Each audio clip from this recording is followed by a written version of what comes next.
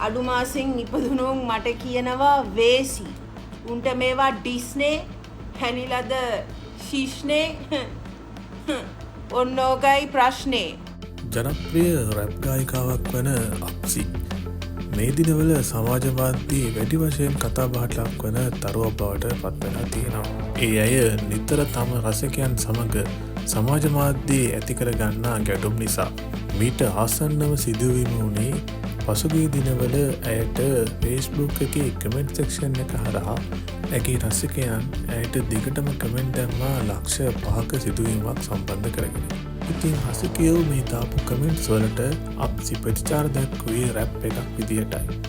නමුත් මේ රැප් එකට ආපු කමෙන්ට්ස් නම් එච්චර හොඳ ප්‍රතිචාර දක්වලා තිබුණේ නැහැ.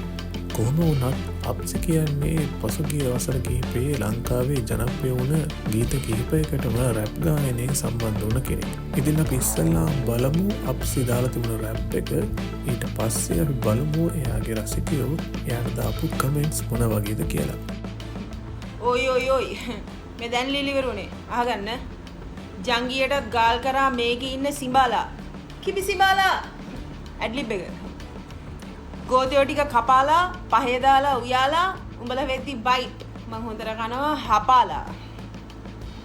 ගහපම්මට ගල් හදනවම මාලිගා. එහා ලෝකේ ඉඳලා ආවේ පෘථුවියසන් චාරිකා. රැප් සෙල්ලමේ පාලිකා රියල් වදන් නායිකා.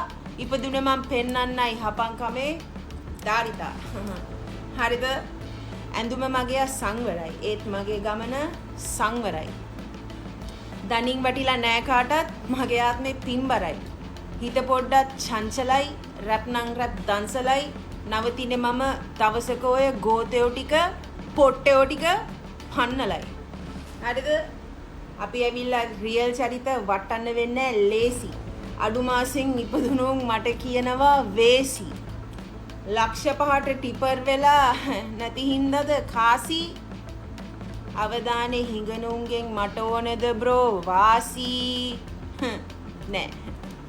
ගෑණියෙක්ට වල කපන්න පිරිමි ඉන්න ලෝකේ. ලැජ්ජයි දකින්නත් උන්ට දුරයියා ලෝකේ. මනසින් හිස්නේ. උන්ට මේවා ඩිස්නේ හැනිලද ශිෂ්නේ ඔන්නෝගයි ප්‍රශ්නේ. අන්න ඒකයි ප්‍රශ්නේ. දන්නවද? ශිෂ්නේ හැලිලා ඔයගොල්ලන්ගේ ශිෂ්නේ අහුල ගන්න ගිහිල්ලා. හරිද? හරිද?